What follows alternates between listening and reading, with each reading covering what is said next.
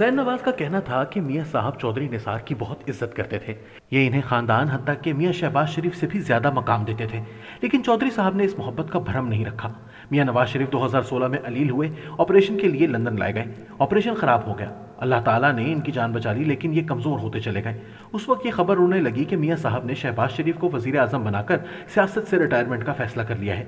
ये इतला चौधरी निसार तक पहुंची तो वो मरीम नवाज के पास आए और नाराज लहजे में कहा, मैं शहबाज शरीफ को वजीर आजम नहीं मानूंगा। उनका कहना था, मैं शहबाज शरीफ से ज़्यादा डिजर्व करता हूँ, मेरा तजुर्बा भी ज़्यादा है और एस्टैब्लिशमेंट के साथ ताल्लुकात भी आइडियल हैं, लिहाजा मेरा हक बनता है। इनका दावा था चौधरी साहब की वजह से शरीफ खानदान को माजी में भी कई बार नुकसान पहुंचा।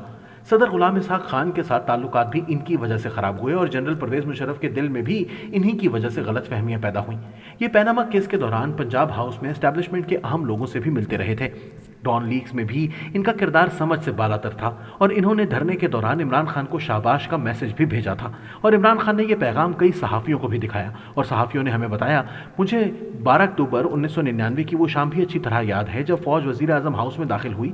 चौधरी साहब कमरे में लेटे हुए थे, फौज आई और इसने सबको गिरफ्तार कर लिया, लेकिन चौधरी साहब कमरे से निकले और हमें मिले बगैर चुपचाप गाड़ी में बैठकर चले गए, जबकि सैफुर रहमान वजीर आजम हाउस से बाहर थे, मगर वो आए और खुद को हमारे साथ शामिल कर लिया। मैं आज तक हैरान हूँ, चौधरी निसार इस वक्त हमें छोड़कर क्यों चले गए जब हमें इनकी जरूरत थी, और फौज ने भी इन्हें क्यों नहीं रोका।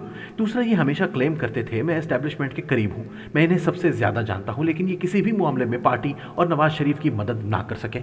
मैंने इनसे पूछा, पार्टी इसहाक डार साहब को पाकिस्तान क्यों भिजवाना चाहती है? इनका जवाब था, डार साहब खुद पाकिस्तान जाना चाहते हैं, ये केस भी फेस करना चाहते हैं और ये मईशत को भी अच्छी तरह समझते हैं। पाकिस्तान के मुआशी उमूर को जानने और चलाने के लिए आला क्वालिफाइड लोगों की ज़रूरत नहीं है, इसके लिए स्ट्रीट स्मार्ट लोग चाहिए और डार साहब में ये खूबी मौजूद है। ये अनथक इंसान है, ये माजी में भी 24 घंटे दस्तयाब होते थे, ये मार्केट के प्लेयर्स को भी ज़ाती तौर पर जानते हैं, ये माजी में भी फ़ोन उठाते थे और प्लेयर्स को कहते थे भाई साहब खैरियत है, आप क्या करना चाहते हैं, और वो साथ ही हथियार डाल देता था। हम मिफ्ता इस्माइल के खिलाफ नहीं हैं, लेकिन ये डार साहब की तरह लोगों को ज़ाती तौर पर नहीं जानते। ये एक बड़े मार्केट प्लेयर से बराह रास्त बात करके अपनी बात नहीं मनवा सकते।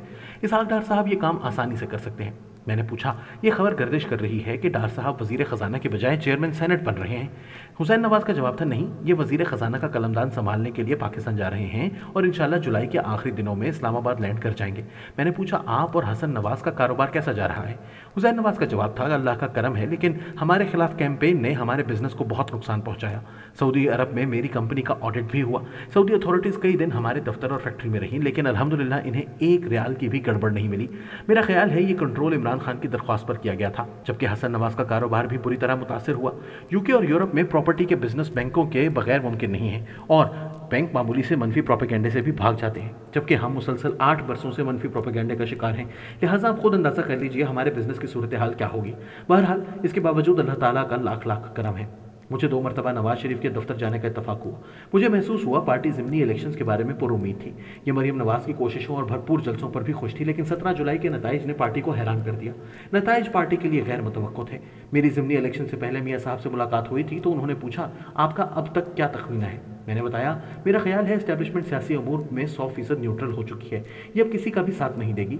सियासी फैसले मैदान और खड़े करेंगे। आप अगर अच्छा इलेक्शन लड़ेंगे तो आप जीत जाएंगे और अगर गलतियां करेंगे तो आप हार जाएंगे। मेरी ज़ाती मालूमात के मुताबिक फौज ने यह फैसला मुत्तफ़िक़ा तौर पर किया है और अगले 20 साल तक की क़यादत इस फैसले से आगाह है। ये लोग खुद को अब सिर्फ जोग्राफियाई सरहदों और दहशतगर्दी के खिलाफ कार्रवाई तक महदूद कर रहे हैं। मियाँ साहब इत्मीनान से मेरी बात सुनते रहे। वहाँ मौजूद एक साहब बोले, क्या अब 20 साल बाद सियासी मुदाखलत होगी?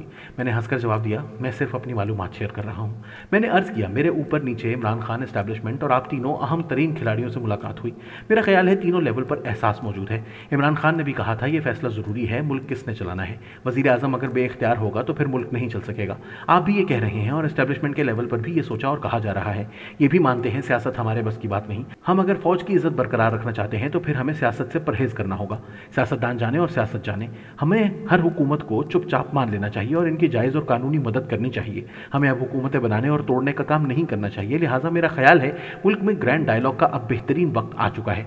तमाम स्टेक होल्डर्स को बैठ कर अब फैसला करना चाहिए, वरना हम फैसला करने के काबिल नहीं रहेंगे। मियां साहब ने खामोशी से मेरी बात सुन ली।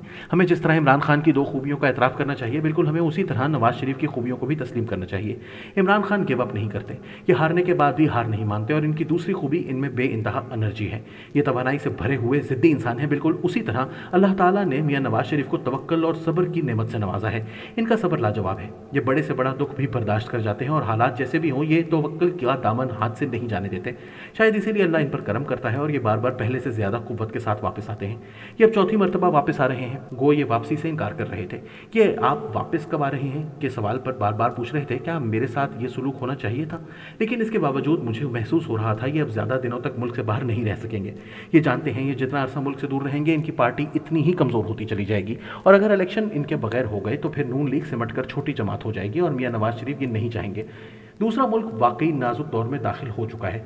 मैं मुद्दत से इस खदशे का इजहार भी करता आ रहा हूँ। लोग मुझे मनफी जहनीत का ताना भी देते थे और मुझे ये मशवरा भी देते थे कि आप कभी पॉजिटिव साइड भी देख लिया करें। लोग इस मुल्क में दाल और चावल बेचकर अरबपति हो गए हैं, आपको ये नज़र नहीं आते? मैं खामोश हो जाता था, मगर अब पूरे मुल्क को दीवार भी नजर आ रही है और इस पर तहरीर भी।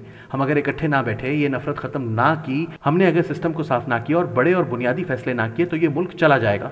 हम 2-3 महीने में दिवालिया हो जाएंगे, और अगर खुदा न ख्वास्ता ये वक्त आ गया तो गवादर चीन ले जाएगा, एटम बम अमरीका और आज़ाद कश्मीर भारत। और हम अगर ये चाहते हैं तो फिर वो वक्त दूर नहीं, और हम अगर इसका अंजाम से बचना चाहते हैं तो फिर मेहरबानी फरमाकर ट्रुथ एंड रिकन्सिलिएशन कमीशन बनाएं।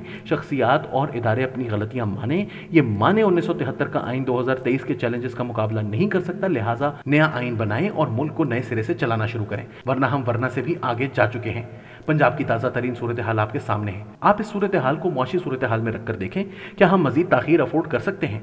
पंजाब की सूरत हाल अगर इसी तरह फैलती चली गई तो डॉलर 300 क्रॉस कर जाएगा, और इसके बाद पाकिस्तान मुआशी तौर पर बहाल नहीं रह सकेगा। अगर हम इस सूरत हाल को जारी रखना चाहते हैं तो इसका नतीजा एक और 1971 की शक्ल में निकलेगा, लिहाजा हमारे पास संभलने के अलावा कोई ऑप्शन नहीं है, और अगर हमने ये ऑप्शन भी ज़ाया कर दिया तो फिर हम सब कुछ खो देंगे।